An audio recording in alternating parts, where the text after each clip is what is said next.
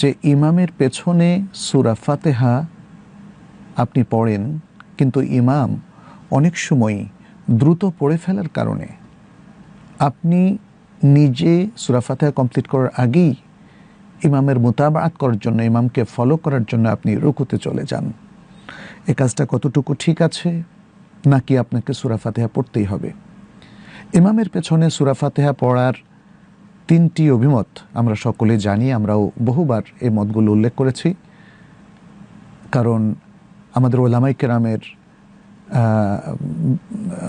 বিভিন্ন মতামতের মধ্যে আমরা তিনটি মত পাই। এক, ইমামের পেছনে সকল সালাতেই, জাহরি কিংবা সিররি সকল সালাতেই সূরা ফাতিহা পড়তে হবে।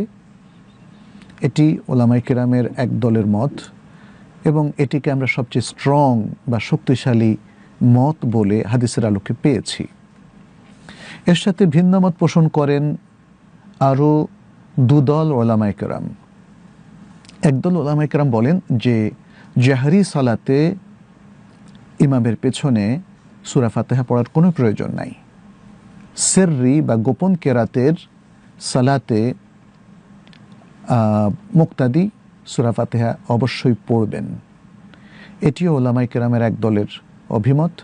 তারা বলেছেন যেহেতু জাহরি সালাতে তিনি জোরেই কেরাত শুনছেন, কেন তিনি পড়বেন? আমরা আর দলিল বিশ্লেষণ করছি না, এটা দ্বিতীয় মত। তৃতীয় মত হচ্ছে ইমামের পেছনে মুক্তাদির কোনো কেরাতির প্রয়োজন নেই, সালাত জাহরি হোক অথবা সিররি হোক, কারণ ইমামের কেরাত মুক্তাদির কেরাত হয়ে যায়।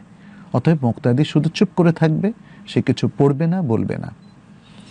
তো এই তিনটি মতের মধ্যে আমরা বলেছি প্রথম মতটাই বেশি শক্তিশালী। এখন সেই মতের উপরই আপনি আমল করছেন, বোঝাই যাচ্ছে। কারণ এই মতের আলোকে মুক্তাদিকে সূরা ফাতিহা পড়তেই হবে। ইমামের জন্য যেমন এটা পড়াটা জরুরি, মুক্তাদির জন্য পড়াটা তেমনই জরুরি। তাহলে ইমাম পড়তে পারলেন, মুক্তাদি পড়তে পারলেন না, তাহলে কি করণীয়? এই প্রথম মতের প্রবক্তা ওলামায়ে কেরাম, যারাই মুক্তাদিদের সর্ব অবস্থায় ইমামের পেছনে সূরা ফাতিহা পড়ার প্রসঙ্গটি জরুরি বলে উল্লেখ করেছেন, তাদের মধ্যে দুটো মত আছে। যদি মুক্তাদি সূরা ফাতিহা সম্পন্ন না করা অবস্থায় ইমামকে ফলো করে তাকে রুকুতে যেতে হয়, তাহলে কি তার ওই রাকাতটা বাতিল হবে, নাকি তিনি ইমামের সাথে চলে যাবেন, ইমামের পরপর সূরা ফাতিহা সম্পন্ন হোক আর না হোক, এবং তার ওই রাকাতটা ধর্তব্য হবে?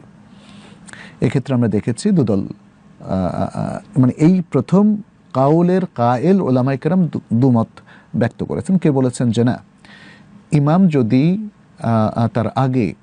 তার পড়ার আগে চলে যায়, তাকে পড়েই তারপর যেতে হবে। এতে যদি ইমাম আবার দাঁড়িয়েও যায়, তাহলে তার ওই রাকাতটা বাতিল হবে, কারণ একটা রুকুন তার বাতিল হয়ে গেল। আর দ্বিতীয় মতটা হচ্ছে যে না, ইমামকে তাকে ফলো করতে হবে, যেহেতু রাসূল সাল্লাল্লাহু আলাইহি ওয়াসাল্লাম থেকে খুবই শক্তিশালী একটা হাদিস এসেছে, যেটা বুখারী মুসলিমের হাদিস, ইন্নামা জুইলাল ইমামু লিইউতাম্মা বিহি। ইমামকে নির্ধারণ করে দেওয়া হয়েছে যাতে তার ইক্তেদা করা হয়। অতএব আপনি মানে ইমামকে ইক্তেদা না করে অনেকক্ষণ দাঁড়িয়ে সূরা ফাতিহা শেষ করলেন, ততক্ষণে উনি দাঁড়িয়ে গেলেন রুকু থেকে, তাহলে তো এটা ইমামকে অনুসরণ করা হলো না। আমাদেরকে ব্যালেন্স করতে হবে, এবং এই হাদিসটাতে আরও স্পষ্ট করে রাসূল সাল্লাল্লাহু আলাইহি ওয়াসাল্লাম বলেছেন, যখন তিনি তাকবীর দেন তখন তোমরা তাকবীর দেবে, যখন তিনি রুকুতে যান তখন তোমরা রুকুতে যাবে, যখন তিনি সাজদায় যান তখন তোমরা সাজদায় যাবে। তার মানে এই যে তখন, মানে পরপর, আগেও নয়, সাথে সাথেও নয়, পরপর।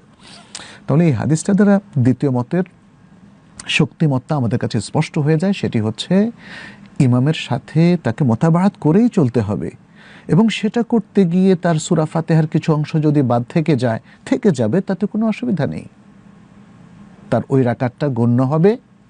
এবং এই ব্যাপারে বিশিষ্ট উলামায়ে কেরাম, আমাদের অনেক বড় বড় শায়েখরা, তারা স্পষ্টভাবে বলেছেন, যদি কোনো ব্যক্তি মুক্তাদি হিসাবে সালাত শুরু করে এবং সে বিশ্বাস করে যে তার সূরা ফাতিহা অবশ্যই পড়তে হবে, কিন্তু সে পড়তে ভুলে যায়, এটা অনেক সময় হতে পারে যখন ইমাম জোরে কেরাত পড়েন, তাহলে এই ভুলে যাওয়ার কারণে তার রাকাত কিন্তু বাতিল হবে না। কারণ আরেকটি হাদিসে নবী সাল্লাল্লাহু আলাইহি ওয়াসাল্লাম স্পষ্ট ঘোষণা করেছেন, ইন্নাল্লাহা তাজাওয়াজা লি উম্মতি আনিল খাতা'i ওয়ান নিসিয়ান ওয়া মাস্তাকরুহু আলাইহি। নিশ্চয়ই আল্লাহ আমার উম্মতকে ক্ষমা করে দিয়েছেন। যখন সে কোনো খাতা করে, মিস্টেক করে, অথবা যখন সে ভুলে যায়, মন থেকে ভুলে যায়, অথবা যখন সে বাধ্য হয়। এই হাদিসটিও সহিহ হাদিস। তো সুতরাং আমরা কনক্লুড করব এভাবে যে আপনি ইমামের সাথে রুকুতে যাওয়ার আগে একটু দ্রুত লয়ে, শুদ্ধভাবে দ্রুত লয়ে হলেও শেষ করার চেষ্টা করবেন।